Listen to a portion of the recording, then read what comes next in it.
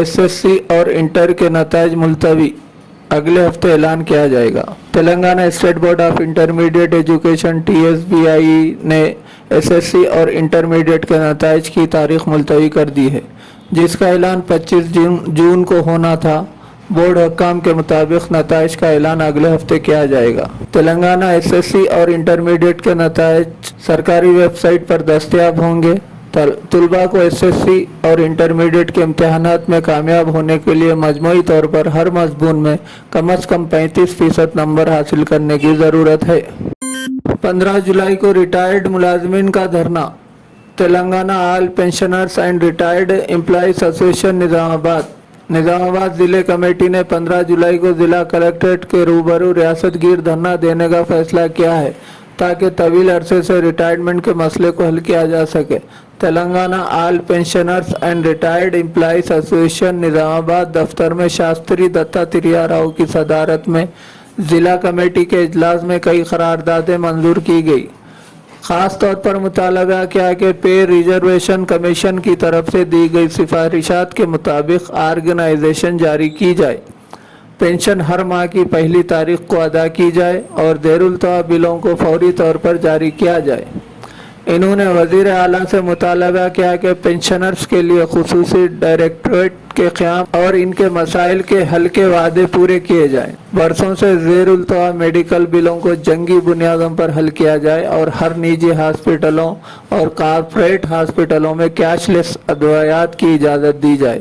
इस इजलास में ज़िला जनरल सेक्रेटरी राम मोहन राव, नायब सुदूर प्रसाद, मुहतरम सुदर्शन राजू, EVL नारायणा, मोहतरमा बेबी, डिवीज़न सदर हनुमान हमीदुद्दीन, सरपालंगिया Radha Krishna, Lakshmi Narayan all pensioners and retired persons association యొక్క జిల్లా కార్యవర్గ సమావేశం 25వ తేదీ శనివారం జరిగింది।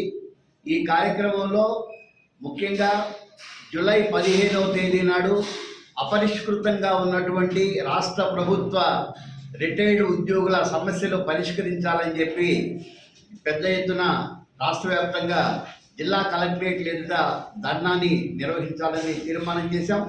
ముఖ్యంగా PRC అనేక రికమెండేషన్స్ చేసింది। PRC రికమెండేషన్స్ అన్నింటినీ కూడా రాష్ట్ర ప్రభుత్వం అంగీకరించింది। 20 సంవత్సరాల సర్వీస్ ఉంటే పూర్తి పెన్షన్ ఇవ్వాలని, అదేవిధంగా ఎవరైనా చనిపోతే ఫ్యామిలీ పెన్షనర్ కావచ్చు చనిపోతే 30,000 రూపాయలు అంత్యక్రియ ఖర్చులు ఇవ్వాలని చెప్పేసి, ఈ విధంగా అదేవిధంగా ప్రత్యేక డైరెక్టరేటు రిటైర్డ్ ఉద్యోగుల కోసం ఏర్పాటు చేస్తాం। వారు ఎదుర్కొంటున్నటువంటి ప్రతి సమస్యను కూడా ఆ డైరెక్టరేట్లో పరిధిలోనే మేము పరిష్కారం చేస్తామని రాష్ట్ర ప్రభుత్వం హామీ ఇచ్చింది। కానీ ఇంతవరకు ఆ హామీని నెరవేర్చలేదు। అదేవిధంగా 398 రూపాయల వేతనం పైన స్పెషల్ టీచర్లు పనిచేశారు, వాటికి స్పెషల్ ఇంక్రిమెంట్లు ఇచ్చి వాటిని ఈ పెన్షనరీ బెనిఫిట్స్లో కూడా కలుపుతామని చెప్పేసి కూడా మరి హామీ ఇచ్చారు। ఇలా రిటైర్డ్ ఉద్యోగులకి రాష్ట్ర ప్రభుత్వం ఇచ్చినటువంటి హామీలన్నింటినీ కూడా మరి పరిష్కారం చేయాలా, హామీలను నెరవేర్చాలని చెప్పేసి, అదేవిధంగా ఎంప్లాయీస్ హెల్త్ స్కీమ్ ఏదైతే ఉందో దాన్ని పటిష్టపరచడం కోసంగా మేము ప్రయత్నం చేస్తాం। ఒక్క రూపాయి కూడా ఉద్యోగుల వద్ద నుంచి కావచ్చు, రిటైర్డ్ ఉద్యోగుల నుంచి మేము తీసుకోము, మేమే ప్రభుత్వమే దానికి కావాల్సినటువంటి ఖర్చులన్నీ కూడా భరిస్తామని చెప్పి అన్నారు।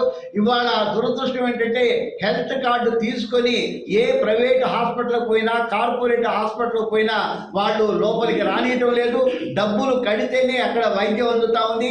కాబట్టి నగదు రహిత వైద్యం అనేది ఇవాళ అందుబాటులో లేదు। కాబట్టి రాష్ట్ర ప్రభుత్వం ఇచ్చిన హామీలు ఏవైతే ఉన్నాయో, ఈ వాగ్దానం ఏదైతే ఉందో ఆ వాగ్దానాన్ని నెరవేర్చాలని చెప్పేసి, అదేవిధంగా EPS పెన్షనర్స్ ఉన్నారు, వాళ్ళకి నెలకి 9,000 రూపాయలు ఇవ్వాలని సుప్రీంకోర్టు, ఇతర హైకోర్టు, కేరళ కావచ్చు, తమిళనాడు కావచ్చు కోర్టులు తీర్పులు ఇచ్చాయి। కానీ ఇంతవరకు ఆ తీర్పు అమలు కావట్లేదు।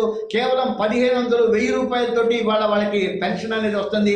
సామాజిక పెన్షన్ 2,000 మీద ఉంది, కానీ 30-40 సంవత్సరాల పాటు పనిచేసినటువంటి పెన్షనర్స్ ఎవరైతే రాష్ట్ర ప్రభుత్వ రంగ సంస్థల్లో పనిచేసినటువంటి వాళ్ళకి మాత్రం కేవలం 1500 1000 రూపాయలు మాత్రమే ఇవ్వటం అనేది చాలా దుర్మార్గం. కాబట్టి మేము డిమాండ్ చేస్తూ ఉన్నాం, రాష్ట్ర ప్రభుత్వం అదేవిధంగా కేంద్ర ప్రభుత్వం రిటైర్డ్ ఉద్యోగుల పట్ల నిర్లక్ష్యాన్ని విడనాడి వారి సమస్యలు పరిష్కరించాలని చెప్పేసి మేము Telangana all pensioners and retired persons association పక్షాన కోరుతున్నాం.